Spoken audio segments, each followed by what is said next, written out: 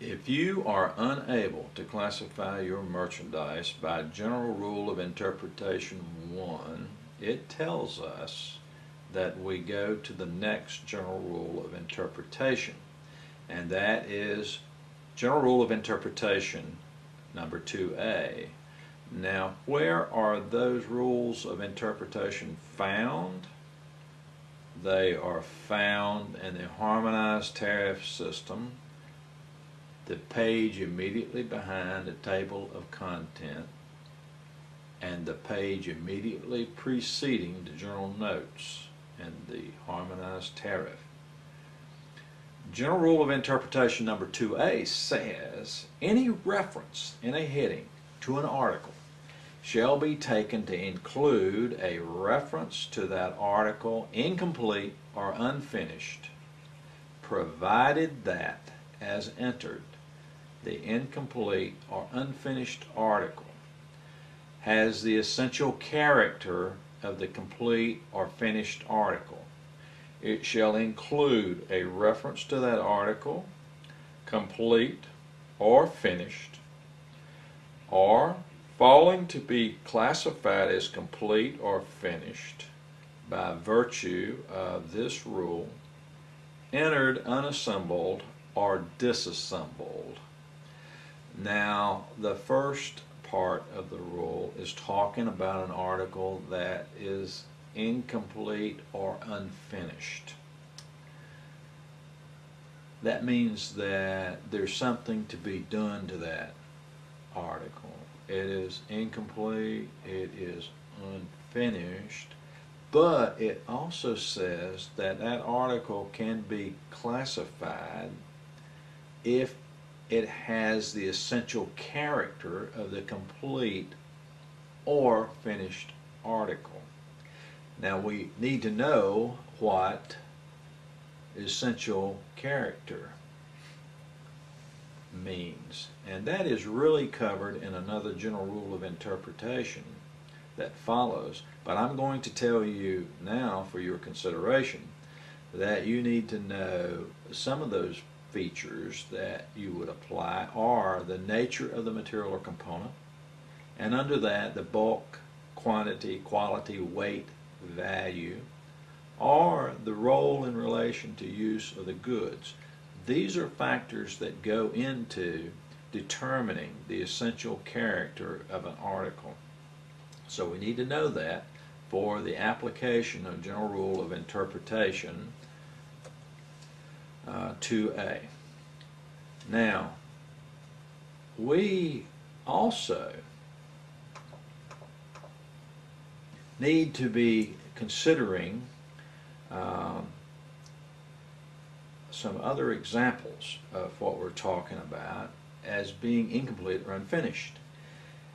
Some of those items that we would pick up as examples are a motor vehicle without wheels, and that has been considered or acted upon as a complete automobile. So therefore you would classify that motor vehicle as a motor vehicle and not as a part of a motor vehicle, just because it's missing the wheels. Then you've got a motor vehicle without the engine, and in that case you would consider that as a complete automobile.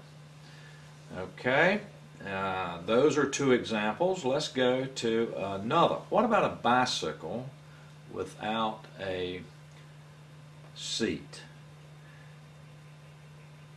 That would be considered a complete bicycle. It doesn't have the seat, but it has the essential character of a bicycle.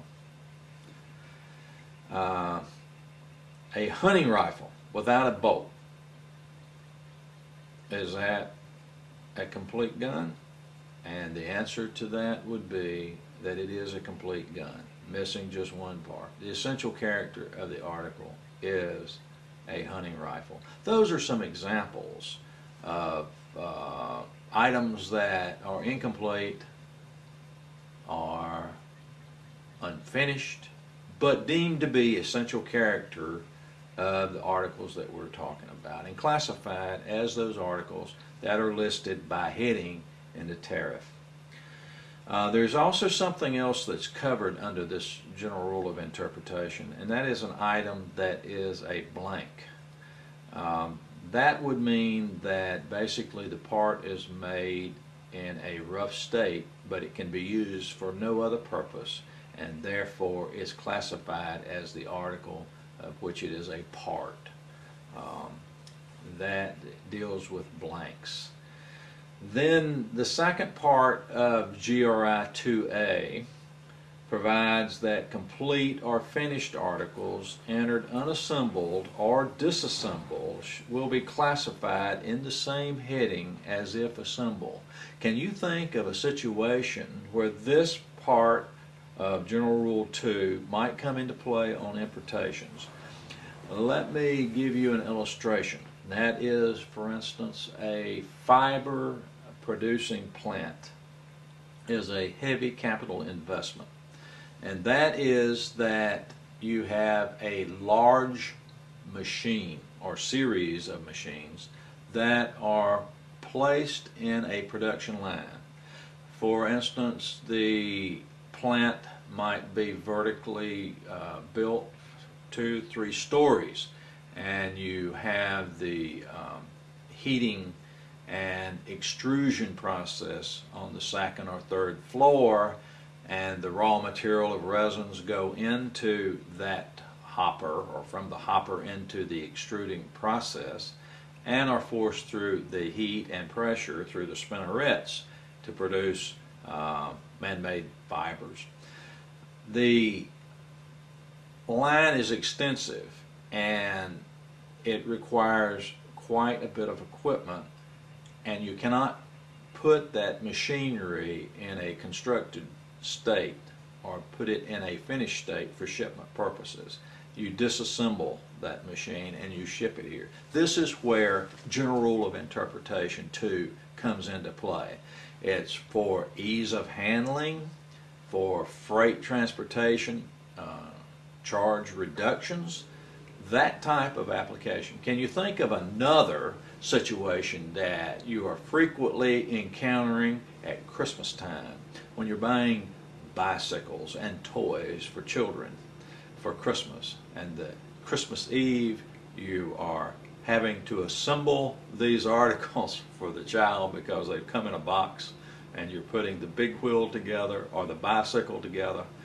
This is a case where articles are unassembled, and they may have been put together at one time and disassembled, or they are just unassembled. So this is where this comes into play, and you would classify those bicycles if all the parts are there as to the essential character of the article, and that is a bicycle. Under General Rule of Interpretation 2, you would classify that as the bicycle, whether it be assembled or unassembled. So that is General Rule of Interpretation 2A, and we need to look at General Rule of Interpretation number 2B that follows.